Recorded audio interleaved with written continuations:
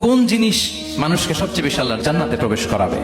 সুইলা রাসূলুল্লাহ সাল্লাল্লাহু আলাইহি ওয়াসাল্লাম আন আকসারি মা ইউদখিলুন নাস আল জান্নাহ। জিজ্ঞেস করা হলো, নবী কোন জিনিস মানুষকে বেশি জান্নাতে ঢুকাবে? বিষ্ণু বললেন, তাকওয়াল্লাহ ওয়া হুসনুল খুলুক। এক হচ্ছে আল্লাহর ভয়, আরেক হচ্ছে সুন্দর আচরণ। সুবহানাল্লাহ। তাহলে এই হাদিস থেকে বুঝলাম, যারা বেশি নামাজ পড়বে তারা বেশি জান্নাতে ঢুকবে নাকি? নামাজ পড়তে পড়তে যারা কপাল কালো করে ফেলছে এরা ঢুকবে না?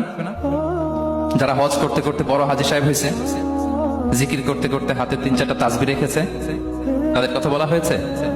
এগুলো নিঃসন্দেহে অনেক বড় আমল, কিন্তু সবচাইতে বেশি জান্নাতে প্রবেশ করাবে যে আমল, বিষ্ণু বললেন, এক হচ্ছে আল্লাহর ভয়, আরেক হচ্ছে সর্বোত্তম আচরণ।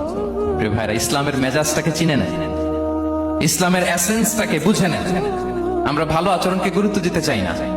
অনেক নামাজি লোক দেখবেন নামাজ পড়তে পড়তে কপালে কালো দাগ ফেলে দিছে, বাসায় বউয়ের সাথে খারাপ আচরণ করে, খিটখিটে মেজাজের, প্রতিবেশীর সাথে শুধু ঝগড়া, কলিগদের সাথে ঝগড়া, মারামারি, দুঃসম্পর্ক। এরকম আছে না নাই বলেন?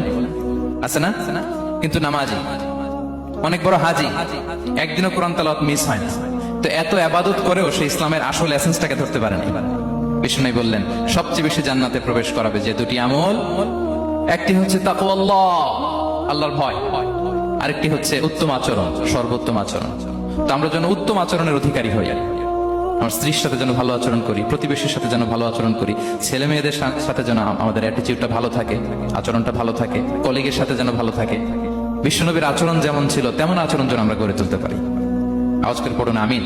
শুনুন, আবু দাউদের এক বর্ণনা বিষ্ণু ইসলাম বলেন, খুব চমৎকার একটি হাদিস, মনোযোগ দিয়ে শুনুন। তিনি বলেন, আনা যাঈনুন বিবাইতিন ফি রাবাদিল জান্নাতি লিমান তারাকাল মিরাআ ওয়া ইন কানা মুহিক্কান।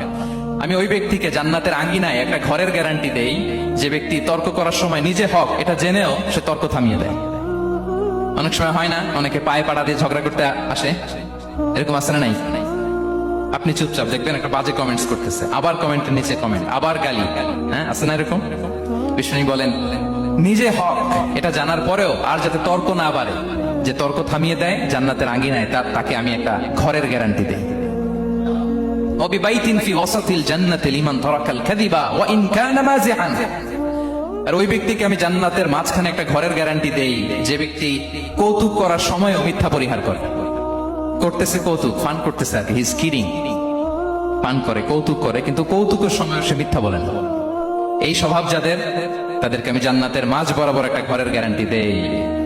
এরপর বিষ্ণু কি বলে দেখেন, তিনি বলেন, ওবিবাইতিন ফি আ'লাল জান্নাতি লিমান হাসানা খুলুকাহ। আর জান্নাতের একেবারে হাই স্পিক অফ প্যারাডাইস, জান্নাতের সর্বোচ্চ স্তরে আমি একটা ঘর বা একটা বাসভবনের গ্যারান্টি ওই ব্যক্তিকে দেই যে তার আচরণটা সুন্দর করেছে, যে সুন্দর আচরণের অধিকারী হয়েছে, তাকে জান্নাতের হাই স্পিকে আমি একটা বাসভবনের গ্যারান্টি দেই। তাহলে বলেন তো, আমাদের আচরণটা সুন্দর করার দরকার আছে না নাই? এটা খুব ছোটখাটো একটা আমল, তাই না? কথা বলেন। দক্ষিণ কোরিয়া প্রবাসী ভাইরা আওয়াজ করে বলেন, এটা কি ছোট আমল? দেখলে সালাম দিব, সুন্দরভাবে কথা বলবো, ভালো উইশ করব, হ্যাঁ, হিংসা, জিঘাংসা, অহংকার থেকে মুক্ত থাকবো, খিটখিটে মেজাজের হব না, অলওয়েজ স্মাইলিং ফেস থাকবে আমার, হৃদ্যতাপূর্ণ আচরণ। এই কাজটা কি ছোট আমল? আওয়াজ করে বলেন, এই আমলটা কি ছোট না বড়?